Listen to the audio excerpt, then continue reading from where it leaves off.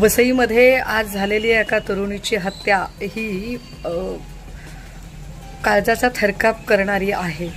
दिवसाढवळ्या एखाद्या तरुणीची अशा पद्धतीने भर रस्त्यामध्ये हत्या होते आणि लोक बघत राहतात। 10-15 लोक आजूबाजूने जात आहेत, परंतु ते लोक नुसतेच बघत आहेत।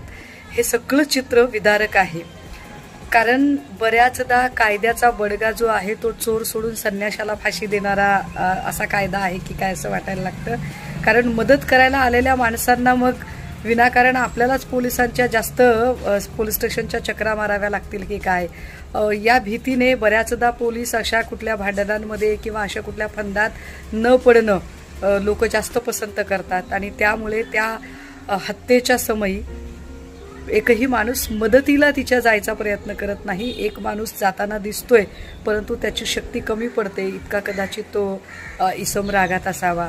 पण या निमित्ताने मुंबईलगतच्या भागामध्ये जेव्हा अशी एखादी घटना घडते तेव्हा पुन्हा एकदा कायदा सुव्यवस्थेचा प्रश्न निर्माण होतो। महाराष्ट्राची राजधानी असणाऱ्या शहरालगत इतकी गंभीर आणि इतकी भयंकर घटना घडणं हे महाराष्ट्रातल्या लॉ अँड ऑर्डरवर प्रश्नचिन्ह लावणार आहे।